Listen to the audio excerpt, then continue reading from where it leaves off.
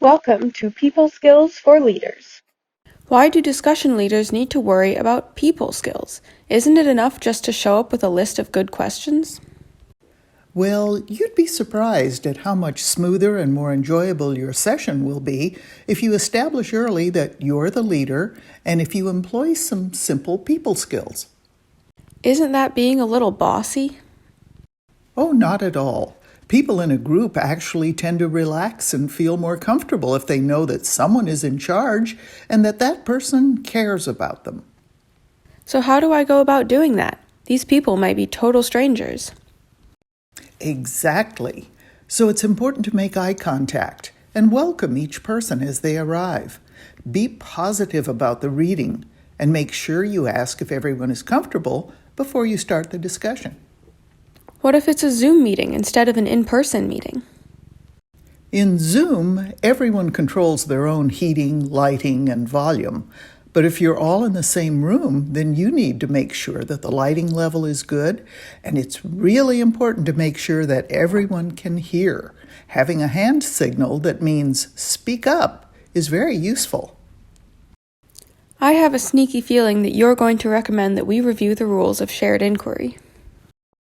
Yes, don't forget to do that. Shared inquiry is at the heart of Great Books discussions, and reviewing the rules helps to keep people focused on the text instead of going off on tangents.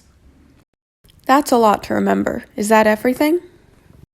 Just a little more. Great Books discussions always begin by going around the circle and having people introduce themselves. It's fun to include an icebreaker question as they do this, something related to the text, such as, which character would you most like to trade places with? This is a device that lets shy people get used to speaking to the group. In my experience, shy people aren't much of a problem. Instead, we sometimes have long-winded people who tend to dominate the discussion, who bring in outside references, or who tend to get on a soapbox. How do you handle that? That's an important people skill that leaders must develop.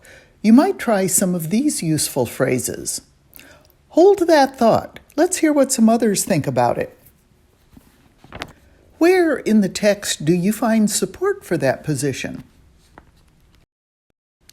Let's please hold off on outside references until near the end of the discussion. Does anyone have an alternative interpretation? You've covered a lot of ground there. Let's focus on one of those points and hear what the others have to say about it. I see. It's all about making the people in your group feel welcome, comfortable, and respected. If you can do that, then you're definitely starting on the right foot.